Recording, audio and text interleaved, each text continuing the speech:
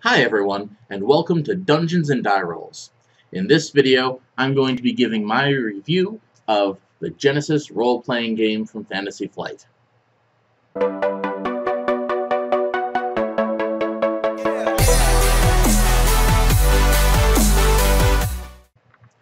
Genesys is Fantasy Flight's latest role-playing game, and it's their setting-agnostic version of the system that they designed for their Star Wars games, which are Edge of the Empire, Age of Rebellion, and Force and Destiny.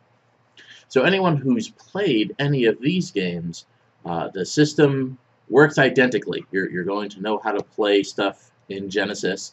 The only thing that's really new or different is how magic works. But I'm going to talk about all that in order. For the purposes of this review, I'm presuming that you are ignorant of how that system works entirely from Star Wars, so I'll be describing it for people who are completely new to Genesys. So the thing that I like first about this role-playing system is the way that its dice work for conflict resolution. For those of you who have played Star Wars or have any of the dice from it, it's basically the same.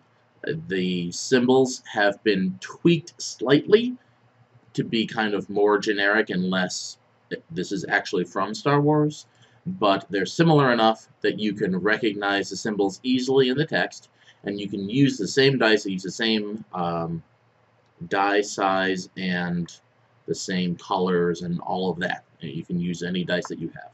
For those of you who haven't played Star Wars and don't know what I'm talking about, this system uses custom dice which don't have numbers on them. They have different symbols that I'll go through in a minute. And so this does require you to use Fantasy Flight's dice for this. You can either purchase packs of dice. If you go that route, I would personally advise getting at least 2 packs so that you will have consistently enough dice of each kind that you don't have to roll a pool of dice and then re-roll some of them and keep the extra symbols added up in your head. I'd say get at least 2 packs.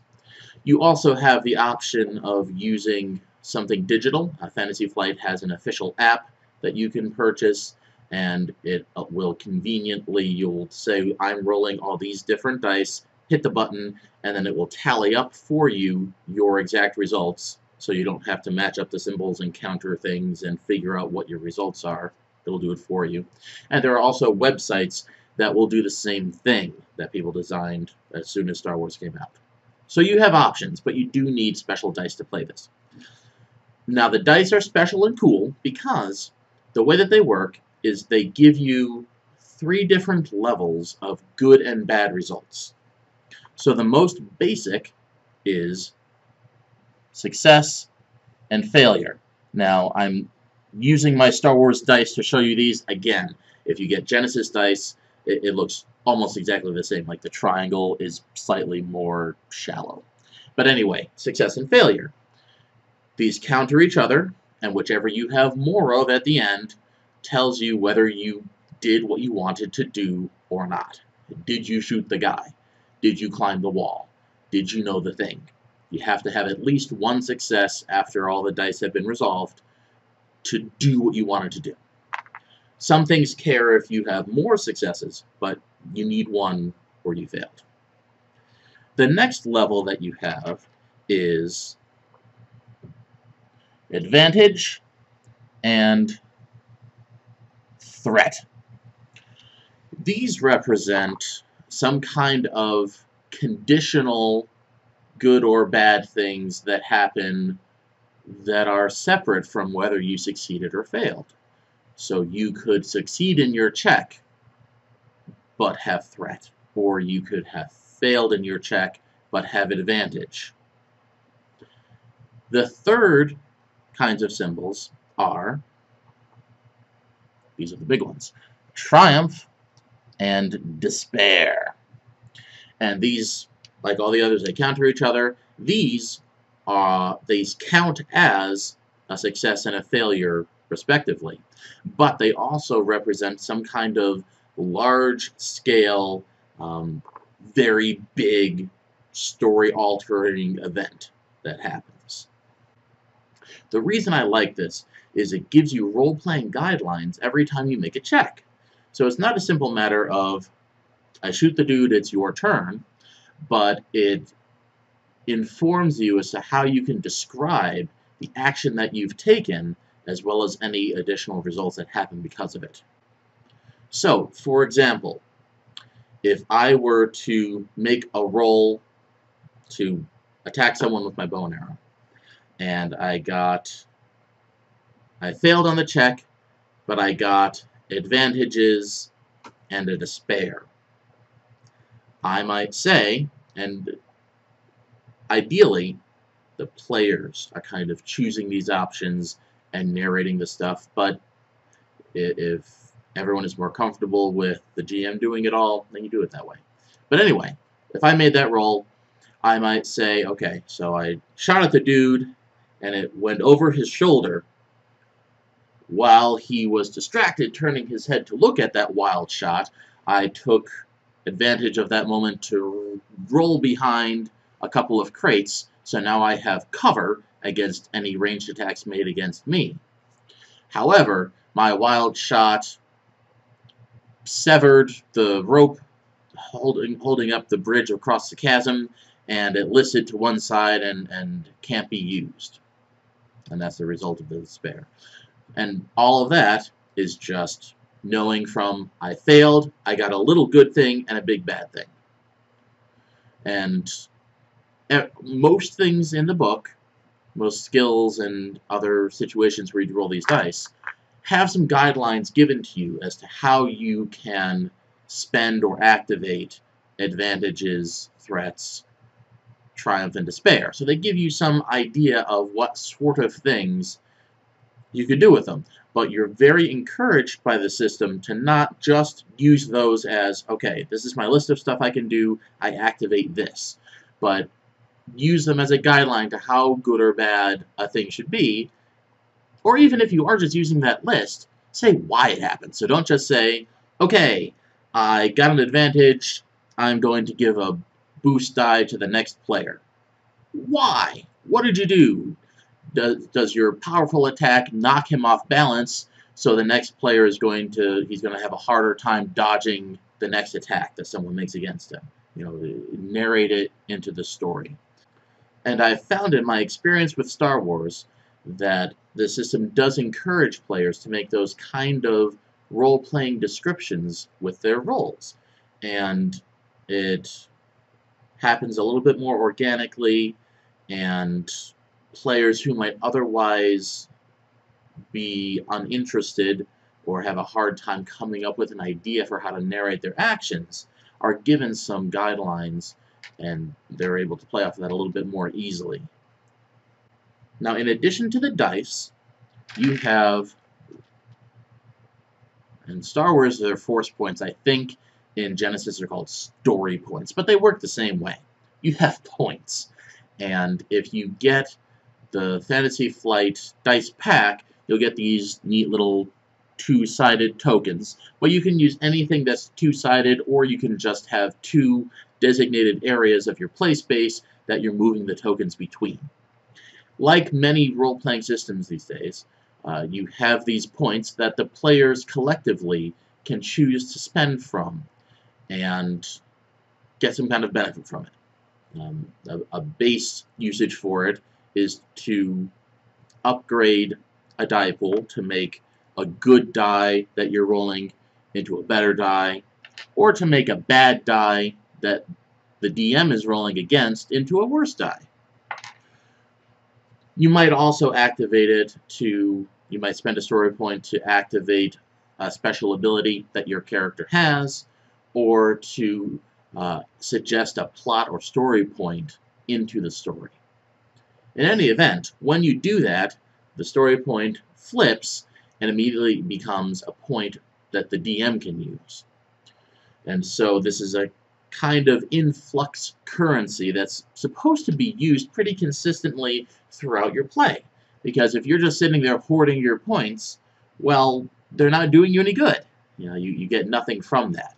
But at the same time, if you blow through them and the players don't have any points left, then that's just a whole pile of points that the DM is sitting on, and he can burn through them as soon as he gets some kind of bad situation or a powerful enemy to mow through you with them. So you want to try to keep the balance going and try to keep those points going back and forth.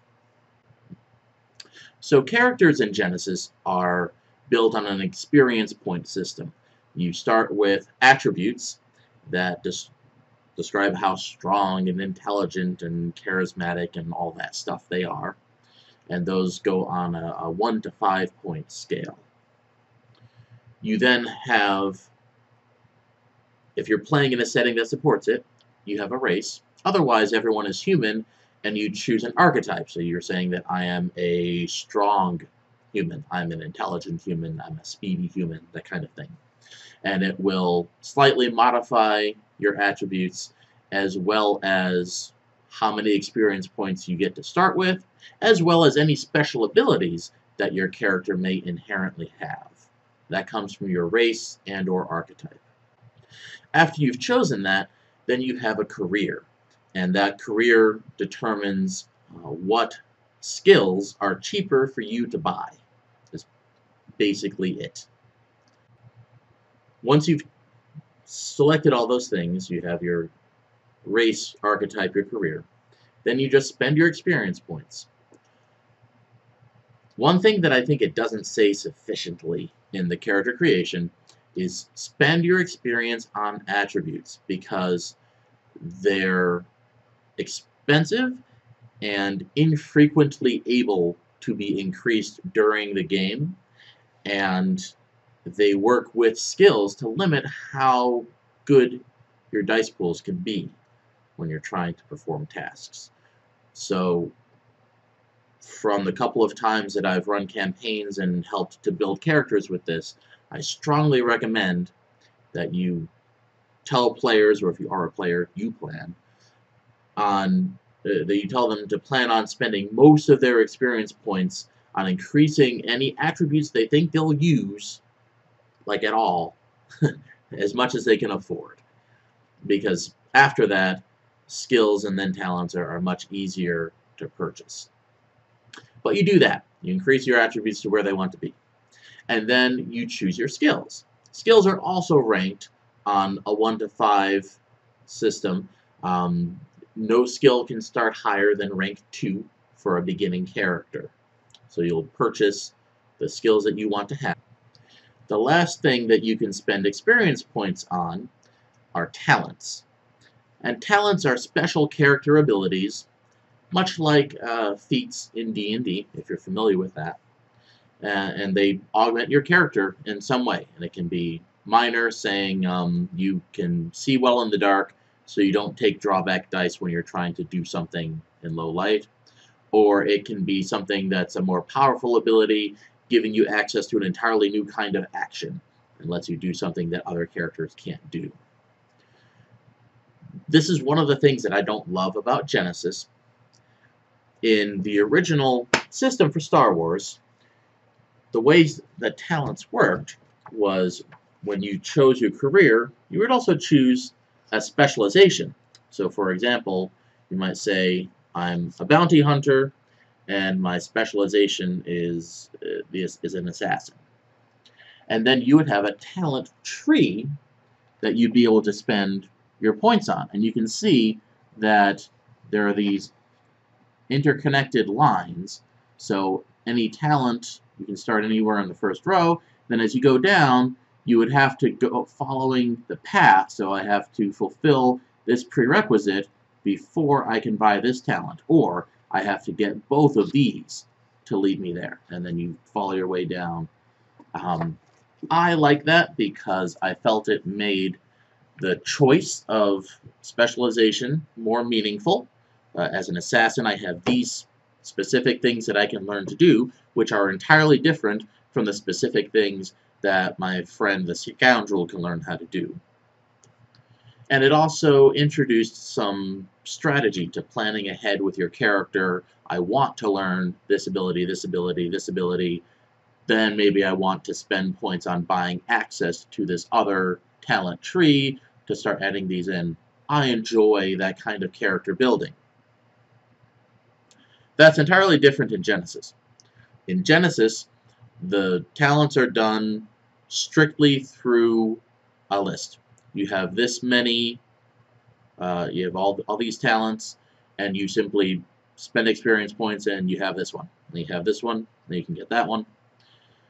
They have them organized into tiers, which work in a supportive triangular kind of thing where you have to have 2 tier 1 talents, say that 3 times fast, before you can get a tier 2 talent. And then you have to have 2 tier 2 talents, say that 3 times fast, before you can get a tier 3 talent. And of course, having 2 tier 2 talents requires you to have 3 tier 1, so you're always having more at the lower level. It's easier to figure out than it is for me to show you with my fingers, but it's very similar to the way, for example, that skill levels work in the Fate system, if you've ever toyed around with that. So you have to have more in each preceding level before you can bind to the higher level. And I just like it less. I don't know if people complained about the way that the talent trees worked in Star Wars. I don't know if the design team felt that was adding a layer of complexity that they didn't want the game to have. I'm not sure what prompted such a large change and how it was. They could easily have made setting agnostic talent trees. This is a melee fighter who can do this kind of thing. This is a talky diplomat who can do these kinds of things. It probably doesn't like functionally affect people all that differently. If you're building a character who is primarily engaged in social activity, then you're going to, likely spend your experience points on talents that increase your social ability. But it just feels, to me, less thematic and less interesting to have these talents be just generally available to everyone. But it doesn't make the book bad. And I'm sure that you'll probably start seeing people who liked the Star Wars way and have house-ruled talent trees, or you could even look at Star Wars and for the most part you can use talent trees directly from there.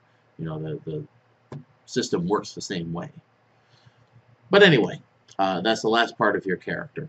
And so you've spent all of the experience points granted to you by your race or your archetype, and you have your attributes and your skills and your talents, and you're ready to play.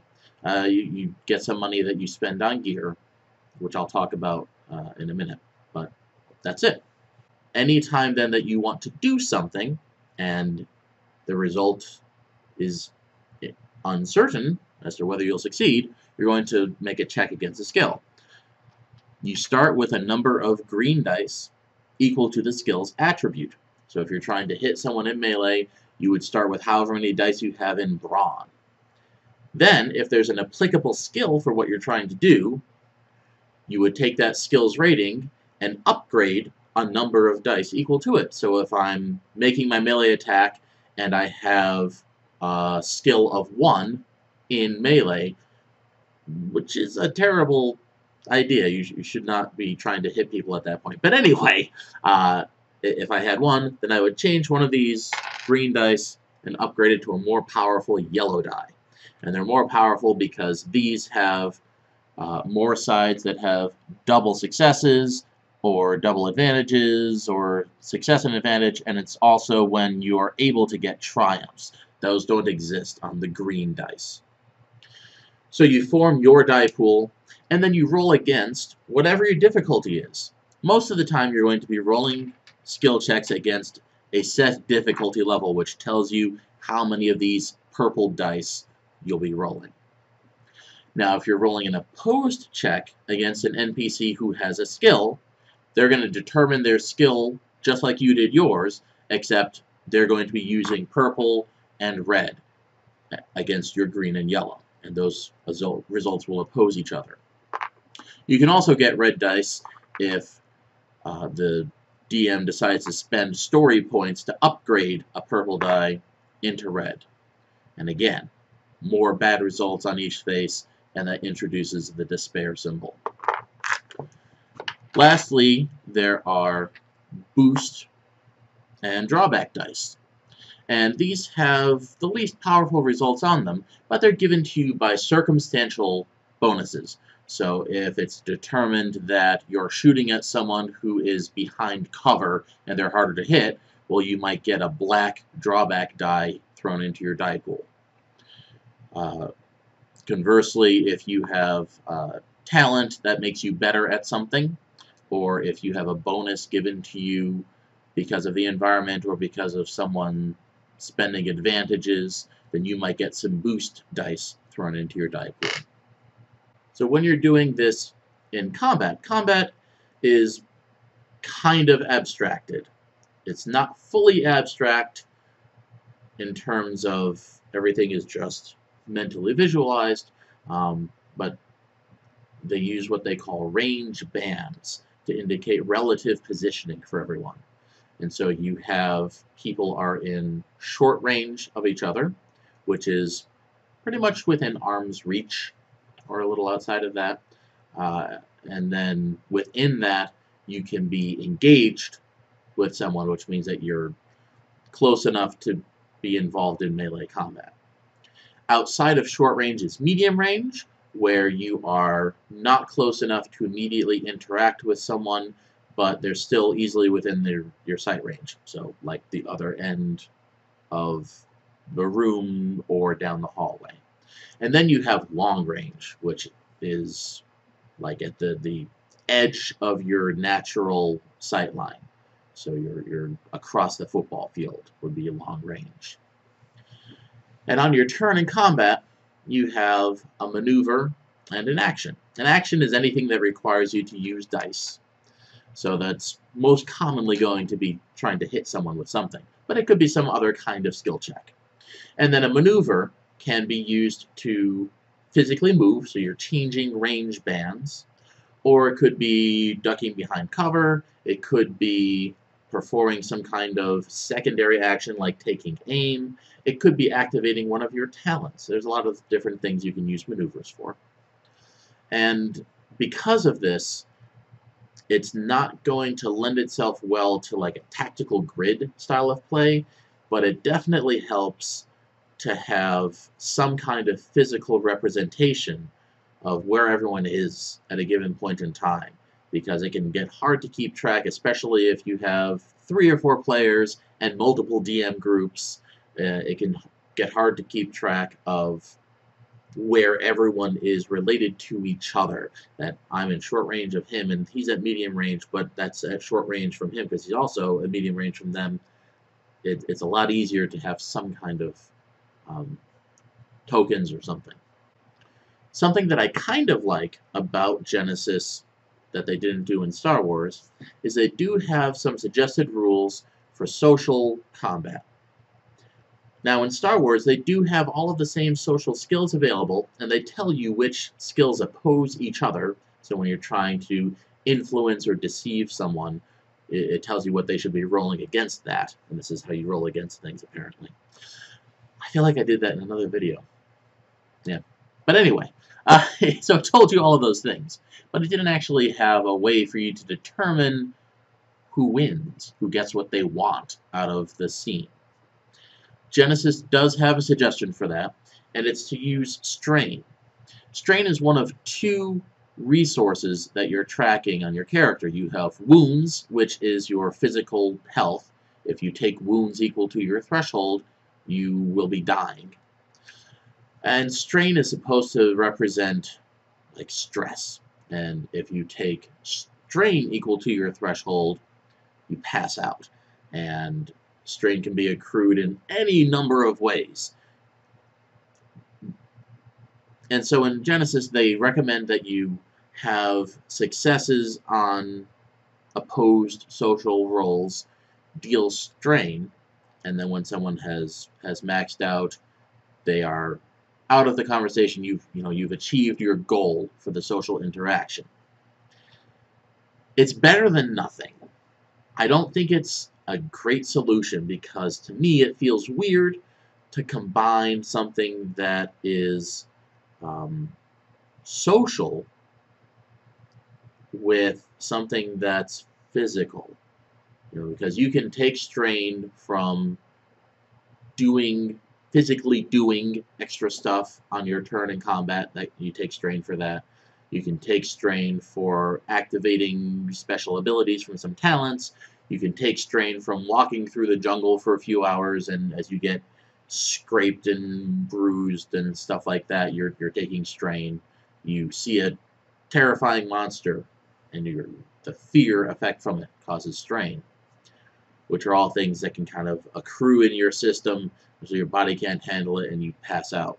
And it seems weird to use that same metric for a social interaction, where someone is going to embarrass me, and that affects me in the same way as being terrified by a Dracolich or walking through a jungle for hours. I don't love it. It's okay. Again, it's better than nothing, but I'm not sure that I would choose to use it in my games personally.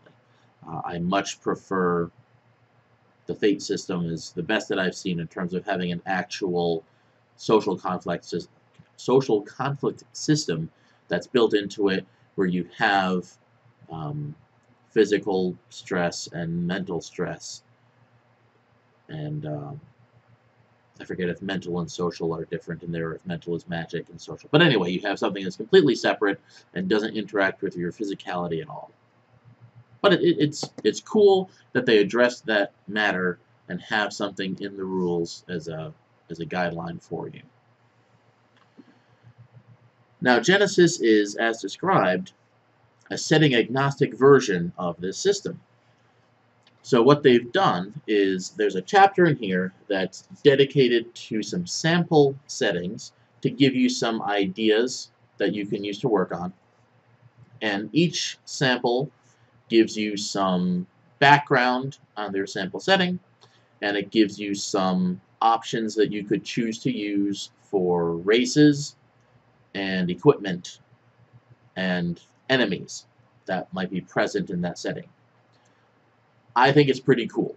Now, most of the settings that they use are Fantasy Flight properties, which is perfectly sensible. Use stuff that they have, that they already own the license, that they can make, so they can make some source books for it later. So they have a suggested fantasy setting, which is based off of Runebound. They have a science fiction based off of Android, a space opera setting based off of Twilight Imperium. They have a steampunk setting that, as far as I know, is not based off of anything. It's just a steampunk, which is good because it's a moderately popular genre.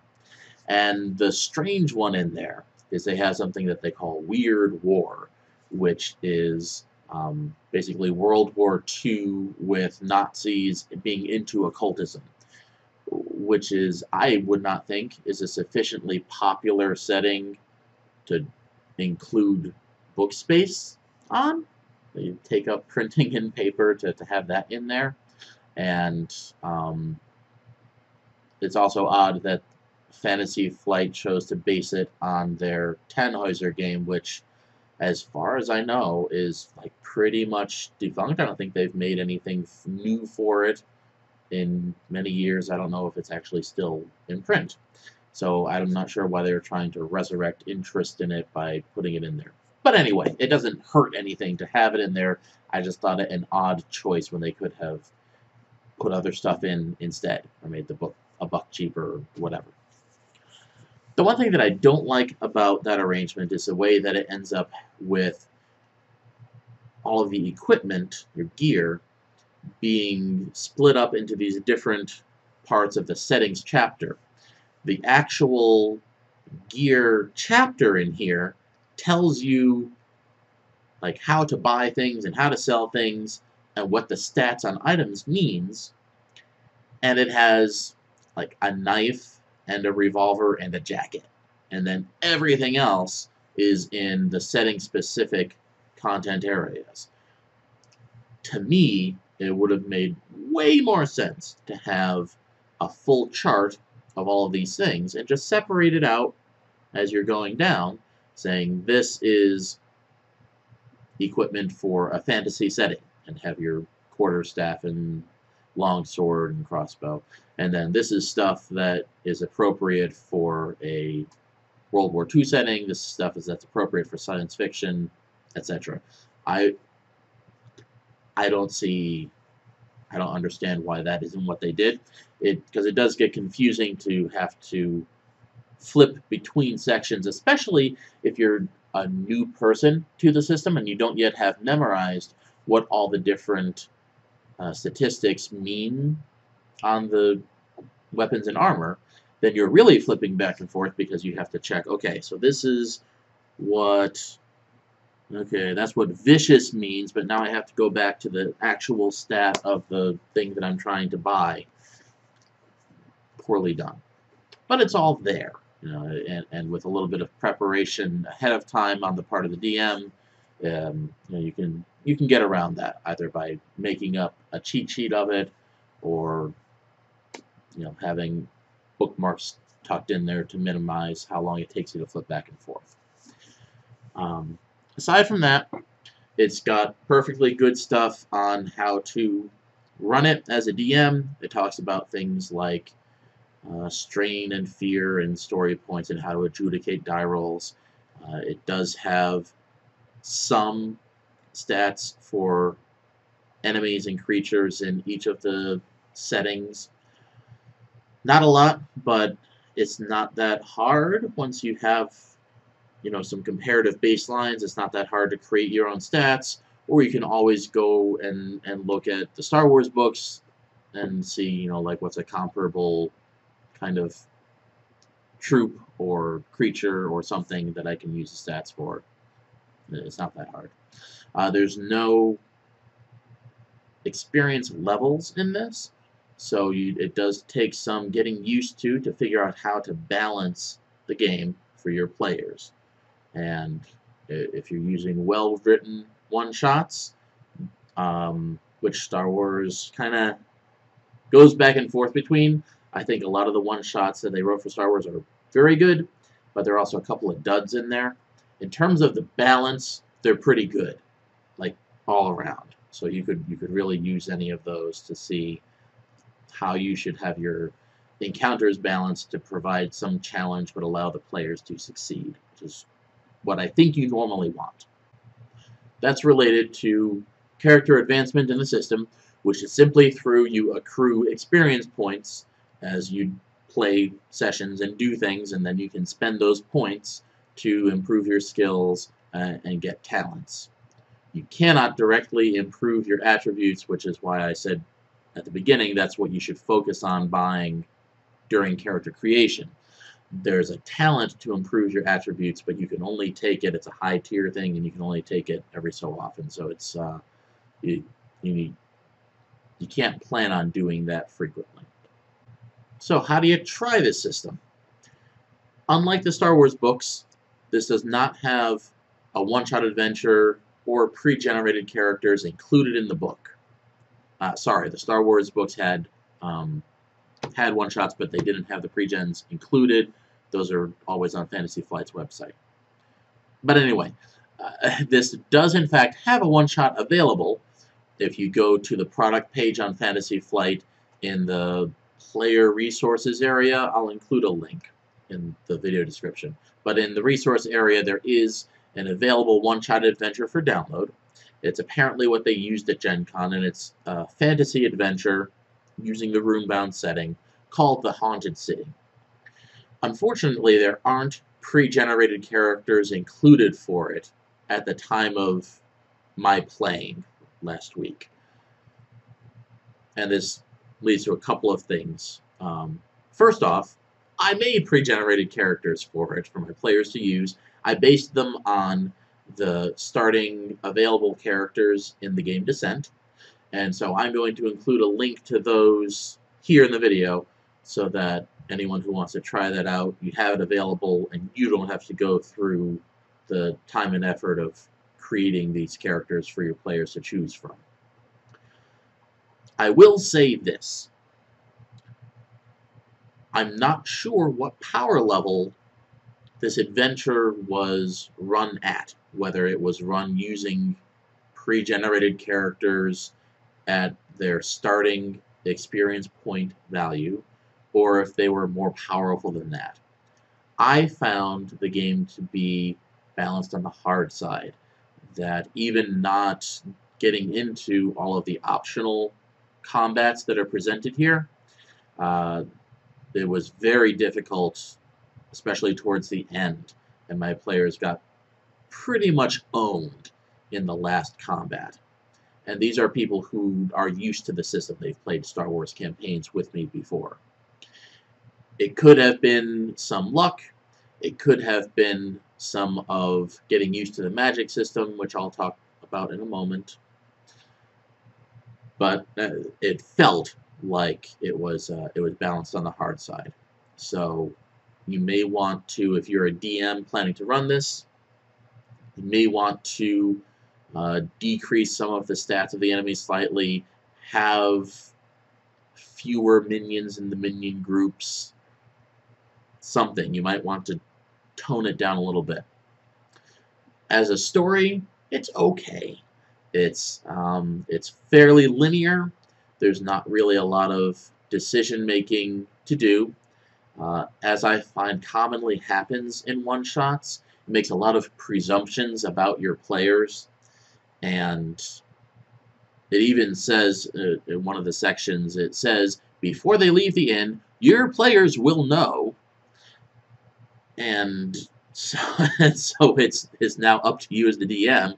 Say, okay, well, if my players don't organically choose to do something that will result in them gaining this knowledge, I have to just sort of like throw it in there as DM fiat and make sure that they know it.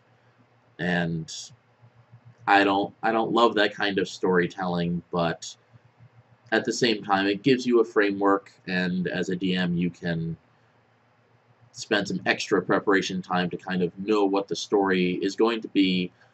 If you want to have additional side things prepared, or just know what direction you need to reroute anything back to, then you can. So it's okay. It wouldn't go on my list of good one-shots, but it's something to work off of. It gives you the stats for the enemies, gives you a decent story set in the room-bound setting, so it's okay. The last big thing that's different about Genesys from Star Wars is the magic system. Now in Star Wars, they of course had rules on how to use the Force. And in the Star Wars rules, the Force was a talent tree that you went down and you got access to different specific Force powers, and you have Force dice that you're rolling, and you're getting light or dark side points from it that you spend to activate the powers and all that stuff. None of that is in Genesys. So Genesys uses a much more streamlined system for magic, wherein magic is simply a skill. And depending on your setting, they allow for you to have different kinds of magic. If you want to have arcane and divine and primal magic for sorcerers and clerics and druids, you can do that. Or you can just say there's just magic, or there's just two different kinds, whatever suits you. You can use the exact same rules and say this is psionics, or this is, whatever kind of integrated tech you might have. They give generic effects that you could want to achieve. For example, a bolt that does ranged damage. A shield that helps prevent damage on an ally. A buff that makes your ally better at skill checks. Each of these generic effects then has a table where they're showing you potential modifiers that you can add for the sake of increasing the difficulty. So if you are casting a bolt, the default is that your bolt has all magic has a difficulty of 1. So your bolt goes short range and does damage equal to the successes that you roll. Well, if I want my bolt to go up to medium range, then I can choose to take a second difficulty die that I roll against, and now it can target someone at medium range. I can take more of these extra difficulty dice, and I can add special effects to it, so that it is an ice bolt that freezes people. It's an unholy bolt that does extra damage to stuff that opposes my god. It's whatever. There's tons of effects. I can add blast so it hits things in a radius. I can make it forceful so it pushes people. There's some good ideas in there. I think this is very cool. I like the idea that you have these generic things, and then it's an easy-to-read table that allows you to modify and manipulate the magic on the fly each time you cast it exactly the way you want. I think that's cool. The thing that new players at the starting experience level needs to be careful about, the thing that you as a DM should make them aware of, is that they look innocuous, but extra difficulty ramps up quickly. So I even had this happen with some of my aforementioned experienced players. I said, okay, I'm going to cast this at a guy, and I'm going to make it lightning and forceful, and he adds on 2 extra difficulty dice, and each one of these can potentially give you 4 failures and make you completely miss. Never mind do less damage, but fail in what you're trying to do. And so you want to be careful and thoughtful about how much you pile on, especially at the starting level, before you have 5 yellow dice plus stuff from extra talents and all that kind of stuff. So just be careful about how powerful you try to get at the beginning. It's deceiving. So overall, I really like this system for role-playing games. You may have gotten that impression as soon as I started, and I have I think half a shelf of my closet is stuff for the Star Wars games. I love it for Star Wars, and I still like it here. They've presented it in a way that's easy to adapt it to whatever kind of setting you would like, and I really like the way that they wrote the magic system, which is completely new from Star Wars. I don't think that this setting is a good fit for everything you would want to do. Specifically, if you want part of your game to be a frequent and difficult combat, the system is not a good fit. The combat system in Genesys is deadly. It is easy for people to die. The characters don't have very high wound thresholds compared to how many successes a decent-sized die pool can roll.